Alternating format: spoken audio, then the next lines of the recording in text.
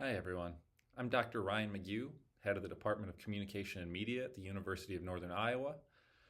I also have a background as a college speech competitor and debate competitor and college debate coach. If I look familiar to you, it's probably because I've served as an IHSSA critic for like 8 years running now. So if you recognize me, probably from that. So my job today is to talk to you all about public forum debate. But before I dive into that, I just want to let everybody know that UNI is actually the only state university in Iowa with an active speech and debate team. It's something that we're really proud of, and we welcome students with no past experience or years of high school experience. It's something that we really enjoy as a department getting students involved in, and that's why we continue to do these workshops.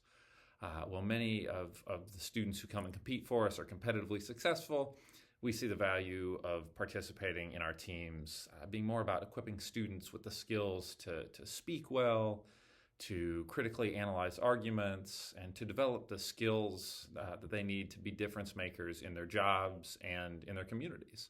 So if you have any students who are interested in staying active in speech or debate after graduation, please send them our direction, or at least have them reach out to us so they can learn more about what those opportunities are. Everyone's welcome. We even have scholarships to help make it more affordable to students because we really want them to be able to access what we believe is a life-changing event. Again, I want to talk to you all a little bit about public forum debate here. And I do want to provide a quick overview for those of you that haven't coached this activity before. It's a really interesting and really good form of debate to introduce people to competitive debate in. It's specifically designed to allow students to engage with current events and build kind of a clear, constructed, persuasive arguments. It's a little less sort of technical than other forms of debate. The goal isn't to run over the opposing team with as many arguments made as fast as possible, which again often happens in some forms of college debate. And so public forum really emphasizes effective communication, effective teamwork, and it's a great entry point for students who want to learn about debate. The basic structure, for those of you that haven't coached this before, it's two teams of two students. These pairs debate both sides of the topic across time. So every month, the public forum topics, or resolutions as they're called, come out. So there's new ones every month, and they relate to pretty timely issues, usually current events or sort of pressing social issues. And what's really kind of great about this is that students are actually required to explore and often argue both sides of a topic over the course of a season. Sometimes they'll debate as pro in support of the resolution. Sometimes they'll be con or against the resolution. And even if they don't have to debate both sides, they have to do enough research to know what somebody on the other side of the argument is probably going to argue. And so it causes them to really have to deepen their understanding about the topic and trains them to be kind of flexible thinkers who can see an issue from multiple perspectives.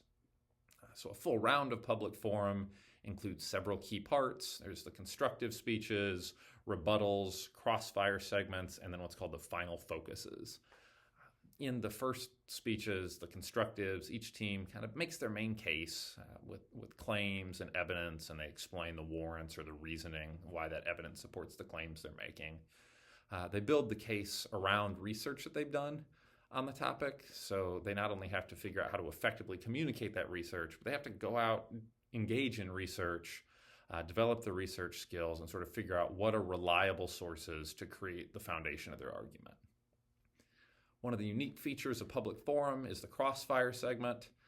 It's where debaters from both teams engage directly with one another rather than just sort of giving the speeches. They ask questions, challenge each other's points in real time. It is very much a form of cross-examination. So it not only sort of sharpens their arguments and builds their skills, but it also helps them learn to think on their feet, to build real-time responses. There's certain things that you can't fully prepare for. You can help get ready for, but there's something about the activity that really causes you to have to think on your feet. They have to listen and actively respond on the spot. Rebuttals are another big section here. This is where debaters sort of directly counter their opponent's arguments that were made in the constructives. And then at the end of the round, both teams deliver a set of final speeches called final focuses.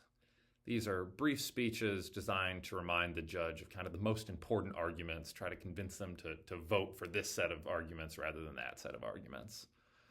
Since public forum debates are often not judged by people who are experts in the field or necessarily even other coaches, it may just be community members, students have to learn, how do you persuade somebody that maybe didn't walk in with a ton of knowledge on the topic and is just more of a general audience, and how do you persuade them to see your side of the argument?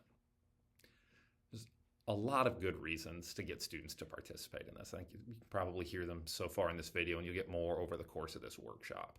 Students gain a lot from this. For one, it can help them become better researchers. How do you find good information in kind of a moment in time where there's loads of information, but maybe much of it isn't good or isn't reliable?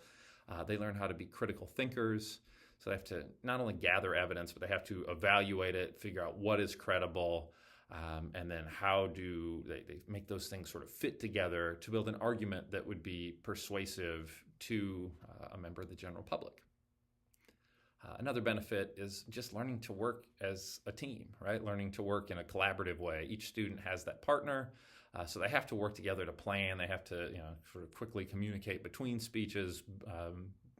They build before the debate round happens, but then even on the fly, they have to figure out how they're going to respond, how they're going to work together. Teamwork generates interpersonal skills, again, quick thinking and communication, strategic planning, adaptability, all these sorts of things. And they're going to have to do this over and over because, again, the resolutions change, and so they have to figure out how do they build lots of different cases and then work together on the fly to try to win the round. Again, as I said, I really believe in the power of debate to help students develop skills to be difference makers in their professions and in their communities. I think debate is more than just an activity. It's a way for students to develop the skills to understand the world around them and to feel a sense of agency, to feel like they can help change that world, make it a better place, and to develop a series of critical skills that are going to help them in pretty much every aspect of their life. So whether you're new to coaching public forum or just looking to expand your team's skills, public forum, I think, is a great activity to support, a great activity to help coach students in, and you're going to learn a lot more through this workshop to help you do that more effectively, to help you show students all of the benefits of participating in this event, and I'm looking forward to helping you along the way. Thank you.